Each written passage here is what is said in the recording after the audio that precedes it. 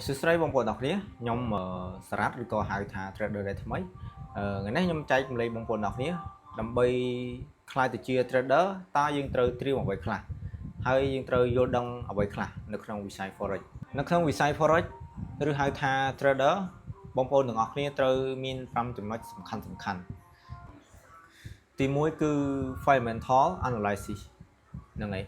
សម្រាប់បងប្អូនទាំងអស់គ្នាដែលចង់ប្រឡូកនៅក្នុងវិស័យ forex ត្រូវស្វែងយល់អំពី fundamental analysis មានន័យថា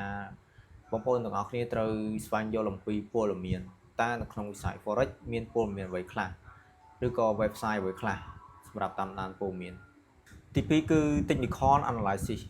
technical analysis គឺមានន័យថាបងប្អូនត្រូវតែមានវិធីសាស្ត្រឬរូបមន្ត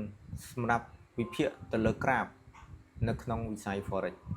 ទី3គឺ strategy គឺមានន័យថាយុទ្ធសាស្ត្រនៅក្នុងការចូលទីផ្សារហើយសម្រាប់បងប្អូនទាំងអស់គ្នាដែលប្រឡូកនៅក្នុងវិស័យ forex ដែលចង់ប្រឡូកក្នុងវិស័យ forex ថ្មីឬក៏ចាស់ត្រូវតែមានយុទ្ធសាស្ត្រនៅក្នុងការចូលទីផ្សារច្បាស់លាស់ទី4គឺ risk management គឺមានន័យថាបងប្អូនទាំងអស់គ្នាត្រូវតែមានវិធីសាស្ត្រនៅក្នុងការគ្រប់គ្រងដើមទុនរបស់បងប្អូនឧទាហរណ៍ថាដើមទុនរបស់បងប្អូន$100ឬក៏ដើមទុនរបស់បងប្អូន$1000តាមបងប្អូនទាំងអស់គ្នាត្រូវចូលឡតសាយទំហំប៉ុន្មានឬក៏បងប្អូនទាំងអស់គ្នាត្រូវប្រើឡតសាយទំហំប៉ុន្មានត្រូវចេះកំណត់ការខាត់ហើយនិងការកំណត់ការចំណេញជាប្រចាំថ្ងៃទី5ជាចុងក្រោយគឺ emotion មានន័យថាជាវិធីសាស្ត្រនៅក្នុងការគ្រប់គ្រងផ្លូវចិត្តឬក៏ហៅងាយស្ដាប់មានន័យថាការគ្រប់គ្រងអារម្មណ៍ហ្នឹងហើយសម្រាប់បងប្អូនថ្មីឬក៏បងប្អូនដែលចង់ខ្លាចទៅជា trader ត្រូវតែមានវិធីសាស្ត្រនៅក្នុងការគ្រប់គ្រងអារម្មណ៍របស់បងប្អូនច្បាស់លាស់ដោយសារនៅក្នុងវិស័យ forex នេះគឺយើងត្រូវដោតសំខាន់គឺអារម្មណ៍របស់យើងហ្នឹងហើយដើម្បីដឹងថាអារម្មណ៍របស់យើងមិនបងប្អូនទាំងអស់គ្នា deposit ចូលផ្សារ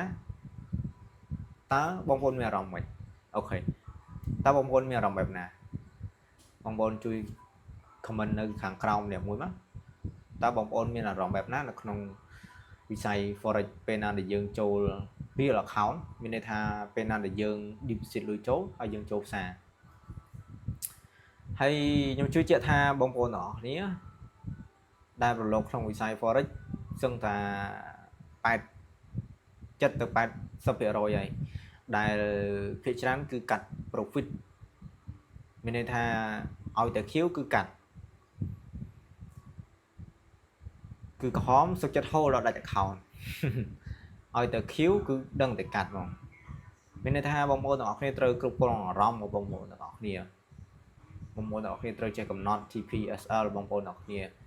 នៅក្នុងការចូលទីផ្សារដើម្បីអភិវឌ្ឍខ្លួនដើម្បីក្លាយទៅជា trader អាជីពម្នាក់អូខេជាចុងក្រោយសម្រាប់បងប្អូនដែលថ្មីឬក៏បងប្អូនដែលចង់ចាប់ផ្ដើមនៅក្នុងវិស័យ forex អាចចូលនៅក្នុងក្រុម Telegram របស់ខ្ញុំផ្ទាល់បានហ្នឹងហើយក៏អាចឆាតសួរខ្ញុំផ្ទាល់បានដូចគ្នាដែរអរគុណសម្រាប់ការទស្សនាវីដេអូមួយនេះ